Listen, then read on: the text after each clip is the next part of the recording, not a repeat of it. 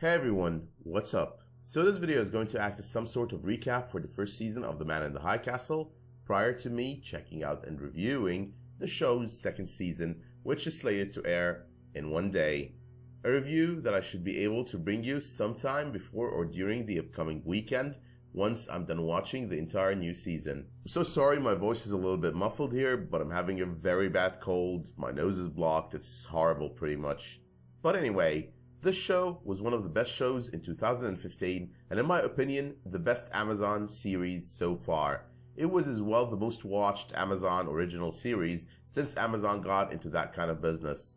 The show is basically an alternate history fiction based on the novel with the same name written by Philip K. Dick. The series deals with a major what-if question. What if the outcome of World War II turned out differently, with the Nazis and the Japanese having the upper hand in the war? Now, the amazing thing about the series is how it manages to stand out as something different, something that indulges you in so many ways, especially if you're a history buff who likes imagining things differently. Now, the first season of the series started off with a world in which the Axis powers won World War II, and you see a different United States split into three: the Japanese Pacific states, the Nazi states, and a neutral buffer zone between them. And so the pilot of the series starts in 1962, following the lives of our lead characters, Joe Blake, a young man in the Greater Nazi Reich, whom later on, down the road, we discover works as an agent for the Obergruppenführer John Smith. You have no idea how hard it is to say Obergruppenführer when you have such a blocked nose. But anyway, Joe Blake's main objective was to track this bad newsreel in which the Allies ended up winning World War II. Now, another main character we meet early on is the Jewish jewelry designer Frank Frink, who works in the Japanese Pacific states and conceals his Jewish roots. Frank is also engaged to our lead female character, Juliana Crane, a young Aikido student. We also get introduced to Tagomi, the Japanese trade minister. Early on, Juliana witnesses the murder of her sister Trudy, discovering she's part of the resistance. She also gets her hand on the film about the Allies winning the war and makes her way to the neutral zone to finish her sister's mission, where she ends up meeting Joe Blake. After moving to Cannon City, Juliana ends up meeting a man folding a piece of paper origami style into a crane at the diner she picks a job at. Under the impression he's her contact, she moves to meet him at the dam to pass the film over to him, and ends up killing him after realizing he's not who she thought he is.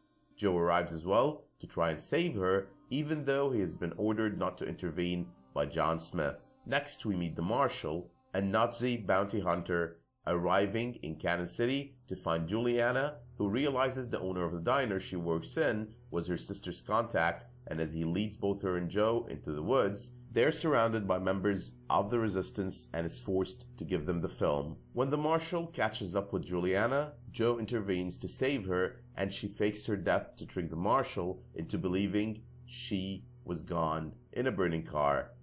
Juliana, after all she has been through, returns home to an angry Frank, who tells her all about what he has been through. She takes a job working for Tagomi while she continues to look for answers about the resistance, the film, and her sister's demise.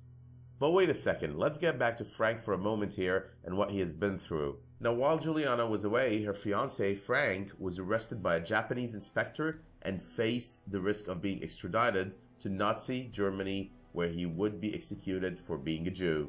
Now, Frank defied the Japanese and was about to be executed before a woman who stole Juliana's luggage earlier was captured, and he was released only to find out that his sister and her kids were already killed prior to the capture of the thief, something that leads to him being extremely enraged. Frank's rage leads him to decide to plot his revenge by killing the Japanese crown prince, and when he heads to the prince's speech with intent to kill him, he hesitates, but the prince is shot by an unknown attacker anyway. Now back to Juliana's return to Frank and the strained relationship they have. Tagomi at some point ends up finding out more about Juliana's past and about her sister and the fact that she's missing. He even talks to her about it.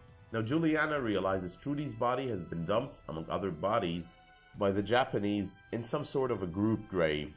And now with her realization that Tagomi knows who she is and who her sister is, Juliana and Frank decide to escape the Pacific states before their plans are interrupted by Joe, who drags them into his attempt to retrieve a new film. But let's see first what Joe was up to. While Juliana was back with Frank, Joe was kidnapped by Gestapo agents and returned to New York, where he was forced to tell Smith all about Kansas City. Smith seems to believe Joe's stories and invites him for Victory in America, aka VA Day. Smith catches Joe taking a peek through his files and interrogates him about his encounter with Juliana in Kansas City. So now that Frank, Juliana, and Joe are all in the same boat, Frank saves Joe from an ambush he walks himself into. Frank and Juliana end up in possession of the new film and decide to watch it.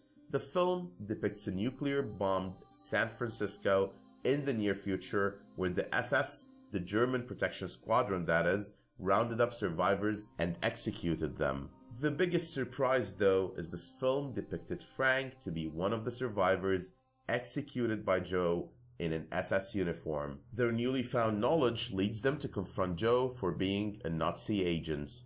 Joe escapes the confrontation and heads to the Nazi embassy with the film.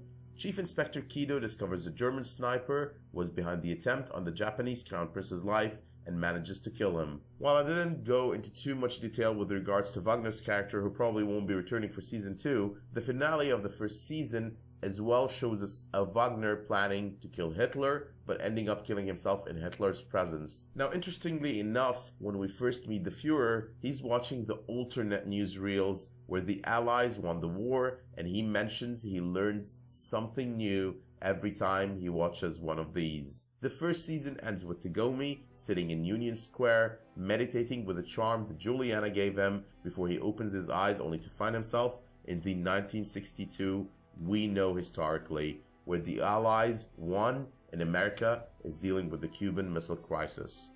Like I mentioned, the show was pretty intriguing, dealing with alternate timelines. One is probably real, one isn't, or it is just all about one big messed up dream. I'm guessing the season also left us with more questions than we had answers. For the majority of the season, we had fewer questions and more drama, but then the finale left us with so many questions, among which are, number 1, what happened with Tagomi at the end, and is there actually two realities one can alternate between, or did we see two versions of Tagomi in the finale based on two possible outcomes to World War II? Number 2, what is the purpose of the future predicting films, and how do they predict the future? Is there some kind of crazy sci-fi in action here, involving some sort of time travel? Number 3, what did Hitler mean when he said he learned something every single time he watched one of those newsreels? Did that by any chance have something to do with the Axis powers winning World War II? Number 4, what is the purpose of the alternate reality films? How did they work, and how were they created? These are only a few questions off the top of my head among many others that we have going into season 2. Watching the trailer of the second season, it seems we'll be seeing our characters having two lives in both timelines, and it most definitely will be fun. Let me know in the comments what you thought of this recap and quick review, and what you expect to see on the second season of the show. But anyway, that's it for now. I hope you liked my recap and quick reminder review of the first season. Remember, I'll be reviewing the second season as well in the days to come. But until then, if you did like this video, make sure you let me know by dropping me a like, and remember, it is always appreciated if you subscribe as well, especially if you want to see more videos where this came from. Until I post my next video, thank you all for tuning in, and I'll see you soon.